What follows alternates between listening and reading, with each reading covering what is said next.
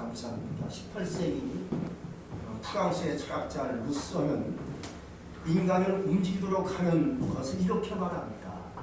10세에는 과자에 움직인다. 20세에는 연인에 움직이고 30세에는 쾌락에 움직이고 40세에는 야망에 움직이고 50세에는 탐욕에 움직인다라고 얘기했어요. 60세, 70세의 얘기를 안 했네요. 그러나 우리는 무엇에 움직여야 할까요? 젊은 시절 아주 방탕하고 엉망으로 살았던 사람이 있습니다. 그의 어머니가 아들을 위해서 눈물로 하나님께 늘 기도하는 사람이었습니다. 그 사람이 바로 어거스틴이라는 사람이었습니다. 이 어거스틴은요, 아주 젊었을 때부터 방탕하는 것이 극에 달했습니다. 음란하고 방탕하고 술 취하고 별짓 다 했습니다. 근데 그러면 그 사람이 어느 날 하나님의 말씀을 읽다가 그 말씀 한 절이 인생을 확 바꿔놨습니다. 로마서 13장 11절로 14절 말씀을 읽고 마음에 감동을 받았죠. 또한 너희가 20일을 알거니와 자가가 깰 자가 벌써 되었으니 이는 이제 우리의 구원이 처음 믿을 때보다 가까웠습니다. 밤이 깊고 낮이 가까웠으니 그러므로 우리가 어둠의 일을 벗고 빛의 갑옷을 입자. 낮이와 같이 단정히 행하고 방탕하거나 술 취하지 말고 음란하거나 호색하지 말고 다투거나 시기하지 말고 오직 주 예수 그리스도를 옷 입고 정욕을 위하여 육신의 일을 도모하지 말라. 이 말씀에 인생을 바꾸게 됩니다. 그래서 어거스틴은 어둠의 일을 벗어버리고 빛의 갑옷을 입게 되었어요. 방탕했던 삶, 술 취했던 삶, 싸웠던 삶, 음란한 생활을 다 성살하고 하나님의 사람이 되고 말았죠. 그리하여 그 사람은 역사상 아주 최고의 신학자가 되어졌고 인류 역사의 교회사적인 인물이 되고 말았습니다. 놀라운 얘기죠. 예쁜 자동차가 있다고 생각해 보세요. 아무리 예쁜 자동차가 멋있게 생겼어도요, 그 안에 연료가 없다면 그 자동차 움직일 수 있나요? 움직일 수 없죠.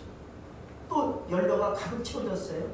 근데 뭐 운전자가 없으면 그 아름답게 생긴 그 자동차는 운행할 수 없는 것이죠. 누가 내 인생을 끌어가고 움직일 수 있겠습니까? 오늘 본문에 보면 엘리사가 스승인 엘리야 선생님을 따라하는 내용이 나오고 있어요. 어느 날 엘리야가 이렇게 얘기합니다. 여호와께서 나를 회오리 바람으로 하늘로 올리시고자 한다. 그래서 나는 지금 마지막 길은 그 길로 가야만 하겠다.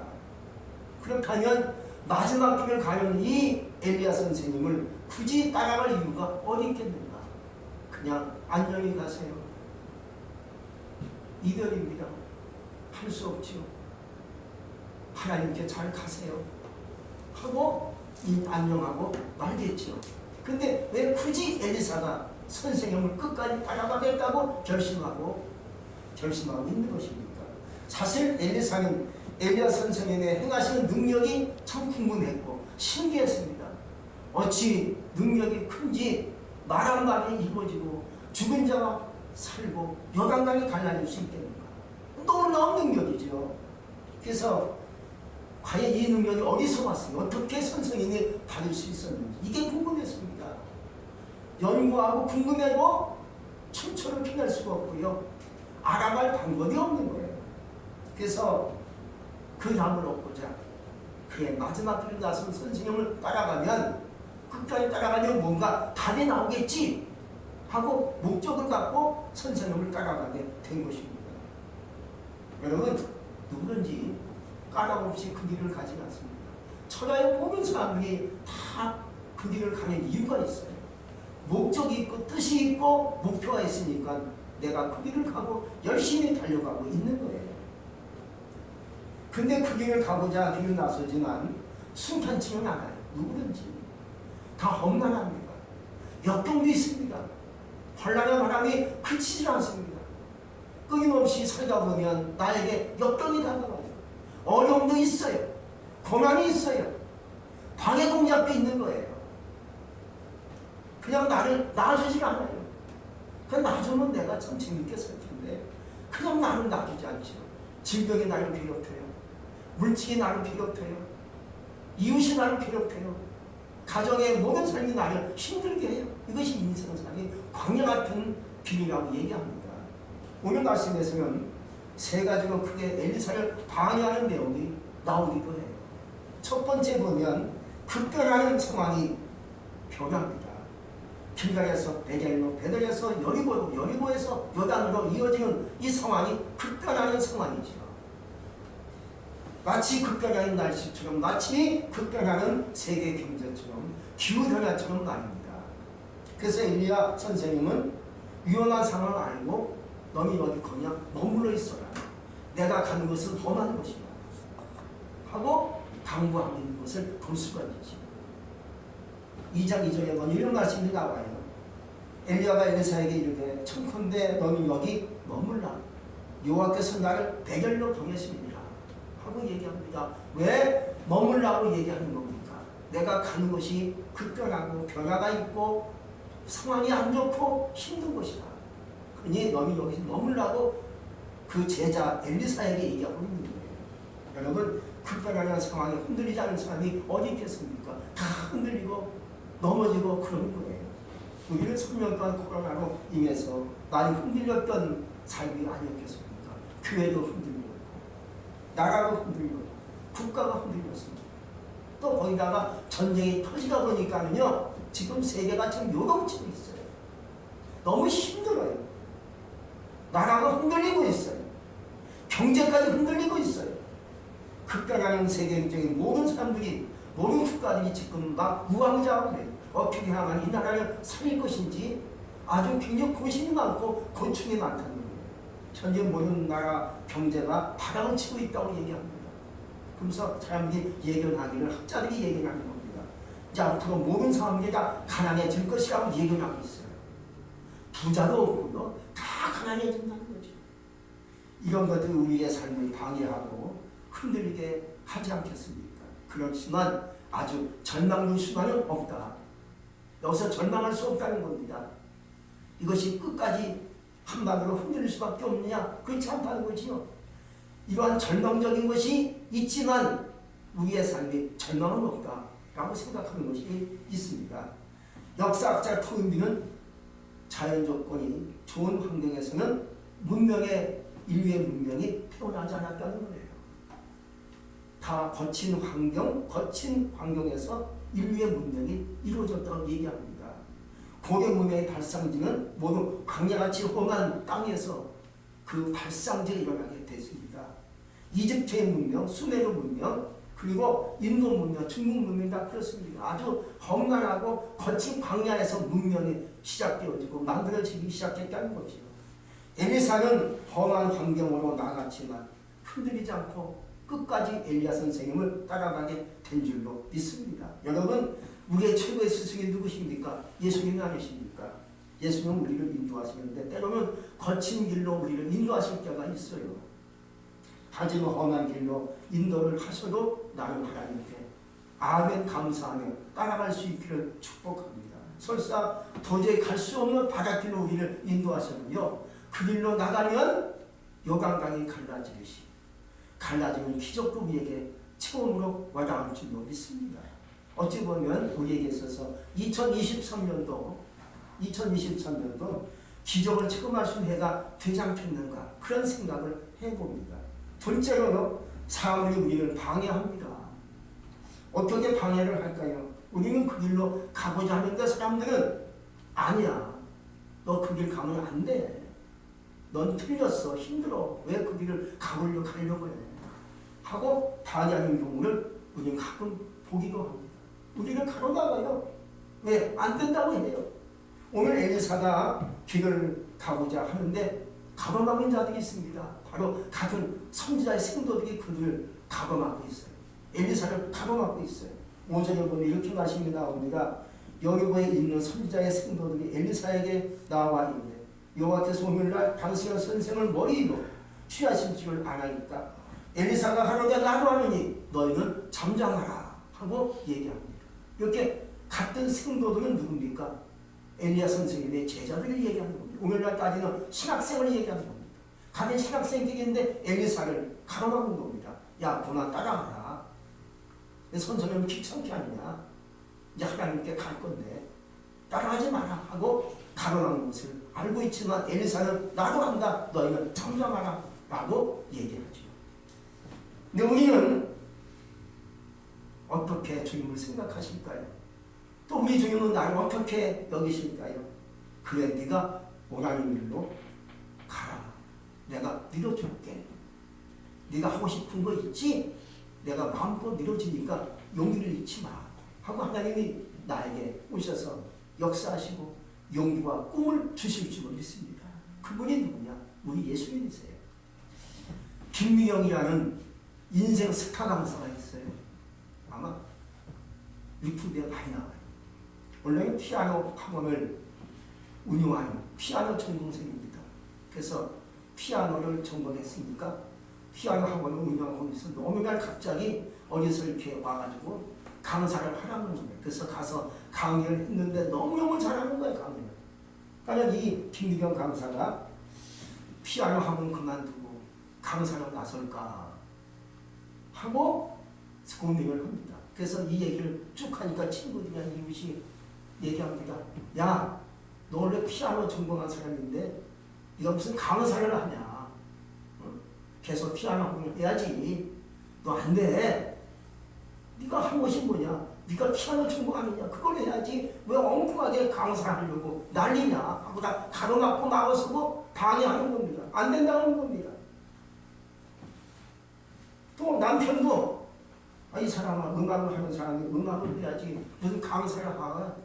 그가 중간만에 하고 남편도 가로막고 안 된다고 얘기하는 거예요. 이 김미경 강사가 고민이 많은 거예요. 자기는 이제 피아노 학원 접고 강사하려고 마음속에 꿈이 생긴 거예요. 그래서 마지막으로 아버지한테 자기의 꿈과 고민을 털어놓은 거예요. 그러자 아버지가 대뜸 하는 말이, 야, 네 남편 사이먼이 너는 얼마나 한다고 그래? 너네 키운 사이 얼마나 한데? 우리가 더 잘할지, 내가 너를 더 잘할지, 네가 오늘 지금 얼마나 말을 잘하는지 알아? 해봐. 너 할 수 있어. 내가 기도해줄게. 하고 막 밀어주더라는 거지, 아버지가. 결국 오늘날 대스타가 됩니다. 아주 놀라운 일이죠. 여러분, 모면사람이 나의 꿈 아니라고 말하지만 우리 주님은 우리에게 꿈을 주신 것을 얘기하시고 밀어주십니다. 너 해봐. 너 할 수 있어. 너 충분히 돼.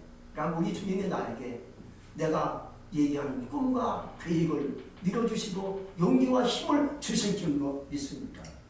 삭개오가 예수님을 보려고 밖으로 나왔지. 삭개오는 누굽니까? 세리장 아닙니까? 참 유대인들의 같은 동족의 틀을 갉아먹고 세금을 가만히 걸어가지고 자기 걸 챙기는 그러한 아주 싹군적인 그러한 세리장이었습니다. 마음이 무겁지요. 다니지만 돈을 많이 벌었어요. 집안도 부자가 됐어요. 근데 마음은 무거워요. 왜? 같은 민족의 동족의 돈을 긁어 모았기 때문에 그런 거예요. 오늘날 예수님이 여리고 오신다는 소문을 듣고 예수님을 보려고 마음이 괴로우니까 예수님을 보려고 나왔는데 사람들이 다 예수님을 다 감싸고 있는 거예요. 삭개오는 키가 작아요. 예수님을 볼 수가 없어요. 사람들이 방해해요. 야, 삭개오가 왔네.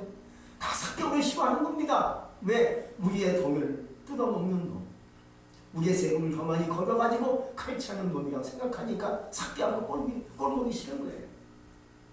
삭개오는 그래도 주님을 보려고 나왔지만 다 사람들이 따돌리고 틈을 내주지 않는 거예요. 그러나 삭개오는요, 용기를 냈지요. 마침 예수님 옆에 보니까 뽕나무가 있는 거예요. 그 길로 올라가죠. 올라가서 예수님을 보고 있는데 예수님이 삭개오를 보고 얘기하시는데, 삭개오야, 내려오라. 내가 너희 집에 오늘 가야 되겠다 라고 축복하시는 것을 볼 수가 있지. 여러분, 방해를 하지만 그것을 뚫고 나가면 하나님의 축복이 더 크다는 것을 여러분들이 느끼시기 바랍니다. 사람이 나를 방해해요. 누가 방해합니까? 가장 가까운 사람이 나를 방해할 수 있습니다. 친척이 방해할 수 있습니다. 친구가 나를 방해할 수 있습니다. 그렇지만 우리 주인은 그래 꿈을 갖고 있지. 꿈을 갖고 나가. 내가 너를 밀어줄게. 하고 우리 주님이 기도하실 때마다 나에게 말씀하실 줄로 믿습니다. 저마다 2023년도 꿈이 있지 않습니까? 그 꿈을 가지고 나갔어요. 누가 봤을 때 야, 그 꿈 너무 크다. 너 그 꿈 이루어질 수 있겠느냐? 안 될 것 같은데? 하고 나를 방해하고 가로막고 나에게 부정적인 말을 할 수 있겠지만 그러나 우리 주님은 해봐. 할 수 있어. 내가 도와줄게. 너 기도하지 않니? 말씀 있지 않니? 내가 있어. 하고 우리 주님이 말씀하실 줄로 믿습니다. 오늘 엘리사는 그런 믿음을 가지고 끝까지 주님을 따라가시 선생님을 따라가게 된 것이죠. 또 세 번째 보면 방해꾼은 바로 자기 자신이었다는 것. 가만히 생각해 보니까 자신이었던 것이 자기가 방해하는 자기 마음이었다는 거예요. 엘리사의 길을 가로막는 요소가 바로 자기 자신이었기 때문에 오늘 말씀해 보니까 엘리사는 자기의 겉옷을 벗어서 둘러 찢어버립니다.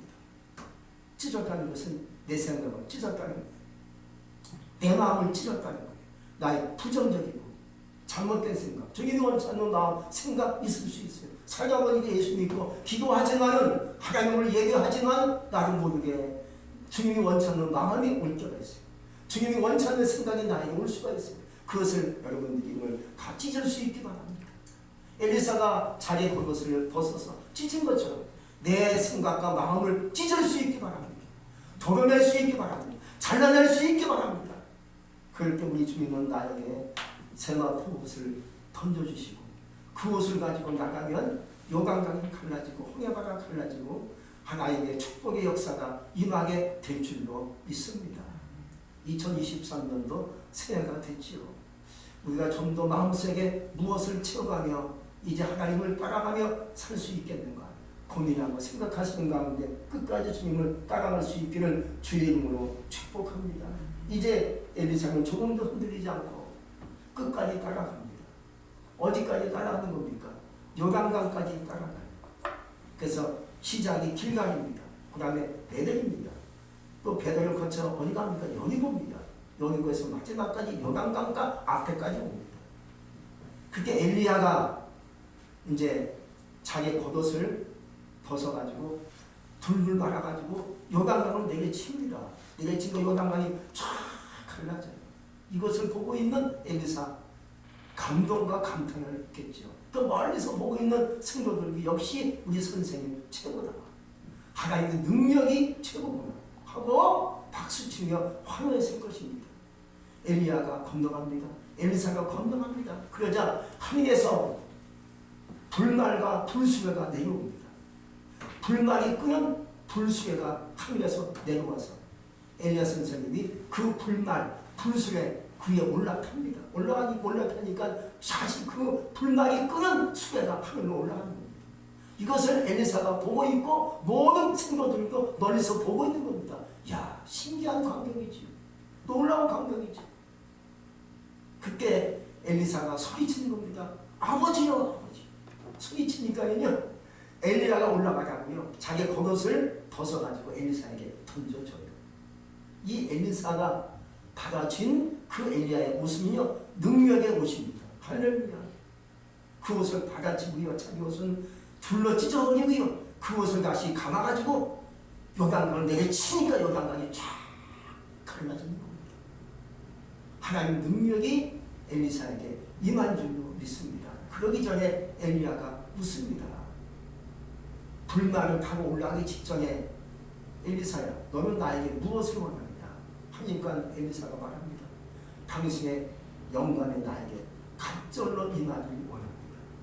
참, 넌 나에게 어려운 것을 구하는구나. 그러나 네가 나를 보면 되겠지 하고 하늘로 올라가지 않습니까? 근데 결국 엘리사는 뭘 원했던 겁니까? 하나님의 은혜, 하나님의 능력, 하나님의 권능을 원했던 거예요. 2023년도 우리 무엇을 더 구하며 찾아야 되겠습니까? 하나님의 은혜와 능력을 구할 수 있기 바랍니다. 하나님의 은혜가 아니면, 하나님의 능력이 아니면 우리는 살 수 없는 존재가 아닙니까? 그러므로 성경에도 나와 있듯이 험한 산길, 광야길, 그리고 전쟁터, 그런데 이러한 길을 거치고 갈 때마다 광야의 길이 열려요. 사막의 샘이 터져요. 할렐루야. 그리고요 전쟁 속에서 영동 확정적인 은혜를 받게 돼요. 이스라엘 민족의 얘기입니다. 그러므로 하나님께서 나를 광야길로 인도하실 때가 있어요. 사막길로 가게 할 게 있습니다. 그러나 아이고 원망하지 않기 바랍니다.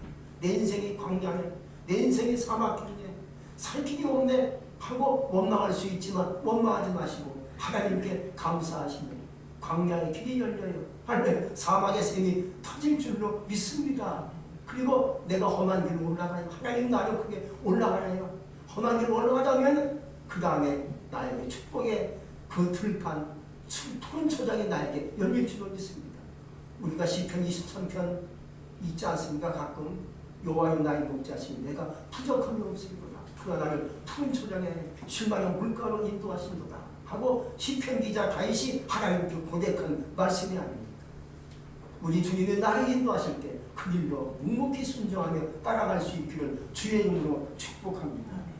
2023년도 어떤 상황이 와도 주님을 잘 따라가시고 쫓아가시는 가운데 그 속에서 주님께서 숨겨놓으신 하나님의 은혜, 하나님의 능력, 하나님의 축복을 체험할 수 있기를 주의 이름으로 축복합니다. 기도하겠습니다. 전능하신 하나님 감사합니다. 우리를 죄악에서 구원하셨고 하나님의 사람들을 만들어 주셨고 오늘날까지 지금까지 하나님께서 은혜 주셔서 살아왔습니다. 그러나 2023년도 새해가 우리에게 다가왔습니다. 우리가 어떻게 결심하여 또 하나님 앞에 나가며 기도하며 나갈 것인지 하나님께서 우리의 삶을 주관하시는 가운데 끝까지 주님을 따라가겠습니다. 주님만 섬기며 예배하겠습니다. 은혜를 부어주시옵소서. 능력을 부어주시옵시고 축복을 우리에게 부어주시옵소서. 감사합니다. 예수님 이름으로 감사하며 기도했습니다. 아멘.